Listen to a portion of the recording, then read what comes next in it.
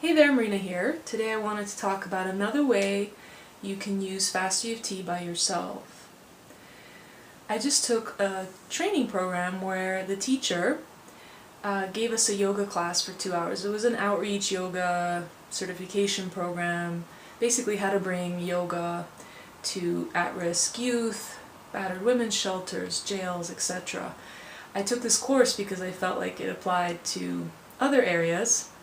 Basically, I could take the learning and not just apply it to taking yoga, although I would really like to do that. I'm not quite yet a yoga certified teacher. But anyway, the founder of the course, she gave us a 2-hour class, and she said she's going to mess with us. And the way she's going to do that is she's going to break up our patterns. A lot of the people in the class were many year yogis. A lot of them already had certified training. They had a very serious yoga practice. So what the teacher of the class did was a lot of the poses were nothing new, but she kind of altered the way we were breathing in them. Or she made us move and stay in positions that maybe we wouldn't stay in very long normally.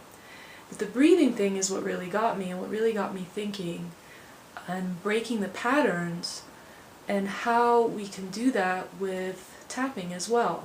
Because if you think about it, when you go see a personal trainer, they're going to keep you on your toes all the time because they say, your muscle builds memory. So if you're not constantly getting your muscles surprised and working in different ways and different balances and weights, but doing totally different exercises each time, you're just going to get into a memory automatic mode. And the same thing with that yoga class. She was keeping us on our toes, telling us to exhale when we were used to inhaling and vice versa. It was a great way to really be present and on your toes. So if you've been tapping for a long while, and sometimes maybe you feel it's not working for you, or you just kind of get into an automatic mode with it, same way, you're a seasoned tapper, you've been using it, good job using it on any time you're triggered in life, really focusing and aiming on your problem, and then tapping. And yet, sometimes things are not quite shifting, or I know even the best practitioners will sometimes get in this place, and myself included, I'm like, this isn't working for me. And this happened to me about a week and a half ago, where I was in bed, I was thinking about someone I really care about, and feeling sad about a situation, and it just wasn't moving, it wasn't shifting. I was tapping along and it just wasn't moving, even though I was really focused inwards on what my problem was. And so I decided to change things up. I normally would tap pretty fast, and even with my clients, when I'm tapping on them, I would tap fast. So I started changing things up, tapping very slowly and gently instead. Made me feel different, made me more present to the tapping, or just using one little finger with a gentle touch. And really being present, really noticing the gentle touch. Now if you generally do slow, gentle tapping, then I would say mix it up, do it harder, see how that feels. Do it with all fingers all around. Or just tap on one point for a while. Maybe a different point, like an original EFT point. Just mix it up a little bit. And I would say slow it down to speed it up. So what I did when I was in bed and sad and tapping was I actually started to tap with my heartbeat. I noticed how my heart was beating, and then I would just tap the same exact speed as my heart was beating. And there's something extremely soothing in this for me.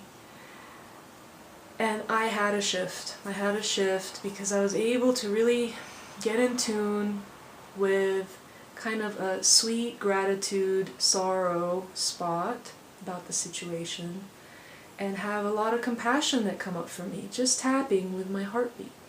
Now I don't know what it is now. Maybe my heartbeat's really fast, I don't know. Anyway, so I just wanted to share that. Mix it up. Get out of the automatic tapping mode. If you're a slow tapper, tap fast. If you're a fast tapper, tap slow. Or maybe try the tapping where you're just imagining tapping. If that doesn't work for you, that's okay. Or just touch, if you've been tapping a lot, where you're actually tapping.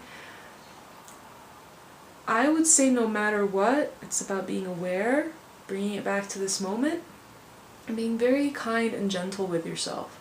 And even if you're tapping fast because it's the new way, it's not about trying to get rid of anything or pushing anything. It's just to get a different sensation. Just to really feel it differently and see how that feels. So anyway, just wanted to share that with you.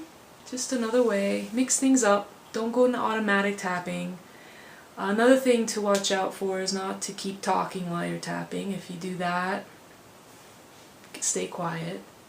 Or if you're always quiet, then start talking. Just say out loud while you're tapping the absolute honest most thing that you're feeling. Not the story, but just this sadness, this upset, this disappointment.